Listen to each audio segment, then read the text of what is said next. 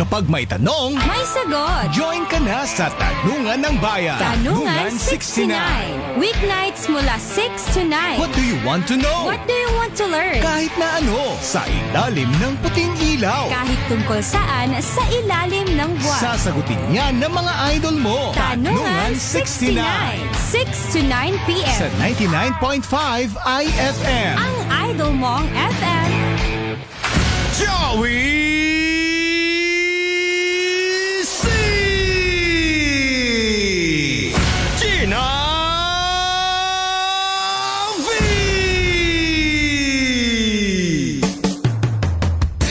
Yes mga idol, hindi po ako si Joey C. Ako po si... Kuya J! Ano ba naman kasi yan? Ang aking mga mahiwagang fingers ay nag-slip mga idol. Sa magandang evening sa inyo lahat, ako po si Kuya J. Ako naman po si Gina V. Makakasama nyo kami para sa ating Tanungan 69 online at ang topic natin for tonight ay yung mga kapitbahay natin na bansa. Oo. Part 1. Part 1. Dahil marami tayong mga kapitbahay. Oo, ang Pilipinas ay napalibutan ng maraming mga bansa.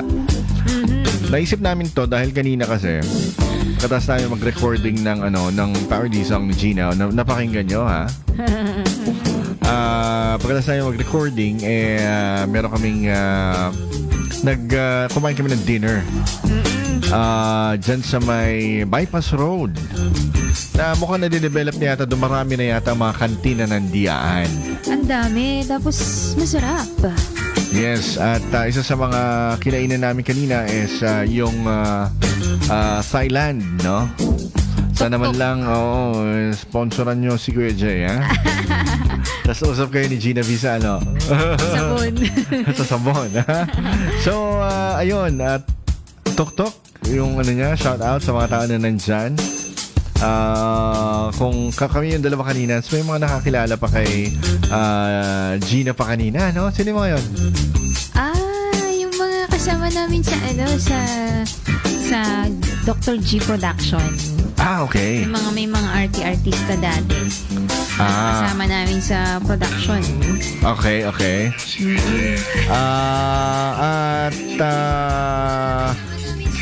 Lang. Nakita mo na yung stand ko? Oh, di ba? Ang taas-taas to. Oh, tignan mo. Oh. Maganda. Maglalagay din ako dyan. Sure. At ayun, naisip namin Thailand food, no? So, ito kasi yung sikat sa Thailand at kakaiba yung kanyang lasa, mga idol. Iba iba rin siya sa Indonesian. Oo. Yung parang wala siyang kapareha na parang ma-identify mo talaga siya na Thailand food siya. Iba rin siya sa Iba rin siya sa anong tawag nun? Indian food. Indian. Iba rin si Indian eh. Oo. Tapos yung mga pagkain din sa mga Middle East, iba rin. Oo. Iba rin yung mga ano nila. Yeah. Kaya naisip namin, yung mga kapitbahay natin na bansa. Unahin natin si kapitbahay natin sa may bandang amyanan natin, si Japan. Sa Japan. Anong unang-una mong iisip ka agad pag naisip mo si Japan? Ako, si Japan. Yung mga yung mga doon pumupunta yung mga entertainer natin, yung mga Pilipino. Diba yung mga OFW natin? Okay. So, ang naisip mo ay Japayuki, ganyan? Mga ganun. Ako, naisip ko, pag Japan, ay anime. Mga Dragon Ball, mga Yu Yu Hakusho, mga Ghost Fighter. Yon ang mga naisip ko pag Japan. At saka, known din ang Japan sa hentai. Pag mo na research ko ano yun. At pang-adults kasi yun. Na cartoons. At marami mga kakyutan. At sa Japan, ang tawag sa cute, alam mo ba kung ano? Ano? Kawaii. You're so kawaii. Ibig sabihin, you're so cute. You're so kawaii. Yan. Okay, next. Yung kinainin natin kanina, Thailand. Thailand. Ano ang naisip mo kapag pumupunta tayo sa Thailand? Yung mga elepante. Yes! Lepante, no? Ang naisip ko naman doon, mga templo. Kasi ang daming mga temple doon eh. Mga luma na. Tapos ang naisip ko pa doon, yung mga ladyboys. Ladyboys? Ang dami doong mga mga entertainers na talagang itsurang babae. Ano itsurang babae kaya? Pero, hindi sila babae. So, Thailand is known for that as well. Whether we like it or sila? not. Oo. Yeah, singkit din. Oo. At ano sila talagang hindi mo, talagang nandun yung mga pinakamagagandang mga bakla. Nakakita ka na ng elepante? Hindi pa. Ikaw nakakita ka ng elepante? Hindi pa. Mukhang malaki siya, no? Oo. So, bang makakita ng elepante? Oo. Malaking elepante? Yung malaking elepante. Sige, later. Okay, next na bansa naman natin ay Korea. Pag sinabing Korea, anong pumapasok sa isip mo? Ay, mga ano. Alam. Mga Korean actors, Lee Min-ho. Siyempre, mga Korean novela, no? Korean novela. Tsaka yung Sangyup. Ayun, yun.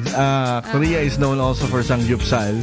Pero pag sinabi mo kasing Korea at Korea lang, hindi specify kung South Korea. Ang naalala ko naman doon is si Kim Jong-un at saka si Kim Jong-il. Yung mga nasa North Korea. Na talagang kalaban ng Japan, kalaban ng US, na may mga nuclear weapons daw at talaga napaka-stricto daw ng buhay doon sa may Japan. Sa may Japan. Ay, Japan na! Japan na! Korea pala. Korea. Pero kalos magpipinsan yung mga yun, no? Pare-pareho sila mga singkit, mga inchik, mga cute. Koreano at saka mga Japones. Yung kikinis nila. Oo. Tayo medyo ang mga kaano natin is Thailand, mga Vietnamese, at saka mga Sino to nasa mga screen? Malaysian, Indonesian. Hindi ko alam yan pero full house yung ano yan. Full house yung title ng Korean novela na yan. Parang si ano yan yung asawa dati ni Yoon Bin. Yata. Yeah. Okay, meron akong dugong ganito ha. Chinese or China. Kaya pala medyo singkit ka rin. Hindi, kaya maputi ako. Singkit ba ako? Hindi, ang laki-laki na mata ko ha. Medyo ba? Made in Africa. Medyo. Natawa ako sa mga lyrics, no? Yan, abangan yung party song ni Gina na yan. Yep, siguro meron akong nakikita naman dito yung pagka-Chinese ko ng konti, no? Pero China ay popular sa COVID. Sino yung mga magaling sa China di ba? Yung mga nagmamanufacture yung mga iba't ibang mga products na China. Na made in China. Which is parang negative, ano? Ito ang isa sa mga pinaka magagandang nagawa ng China, yung Great Wall of China. One of the 7 wonders of the modern world, ay ito ay napakahabang hektarya ng dingding na nagsiseparate sa kanila dati against the Mongolian invaders. Para diba? Para yung mga kalaban dun sila magtago. Para hindi sila makalusot, at pwede nilang ambushin doon. So, yun po ang una muna sa mga countries Shoutout na tayo. mga kapitbahay ng Pilipinas. Shoutout tayo, yes. Yung anak po ni Apo Kapitan Raquinho Racer dyan po sa may Gabo. Hello! Hi kay Margie Taba, watching from Naik, Cavite. Si Charlene Coraming Abarquez, sabi niya, mga naisip ko sa mga bansang yan is mga singkit na tao. Good evening. Diba? Mga singkit sila. Oo. Yung mga halos kakulay naman natin, yun naman ay susunod natin. Sabi ni Jerry ay Pattaya Bars, Thailand. Pattaya, yeah. Tapos si Stevie Ramsey, Japan, Naruto. Naruto. Saka Meron pa Naruto ng takbo eh. Ano? Yung ganon. Tapos sabi ni Steve Ramsey. Sa China, si Jet at si Jackie. China ba si Jackie Chan? Hong Kong si Jackie Chan. Si Jackie Chan. Although Hong Kong is technically China right now kasi na-turn over na siya ng British. Kasi it was a British colony dati.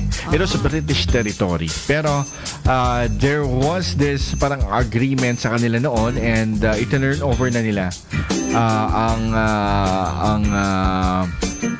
ang Hong Kong sa Kong. China. Ayun. Okay, mga idol, maraming salamat at until next content. Wow. Ako po si Gino V na nagsasabing, iyong-iyo mo ko, gabi-gabi. Wala naman si Kuya Che na nagsasabing anin pang kama kung hindi ka liligaya. At see you soon. Magbabalik kami. Ito ang 99.5 IFM. ang Idol Mong FM. Sumaya.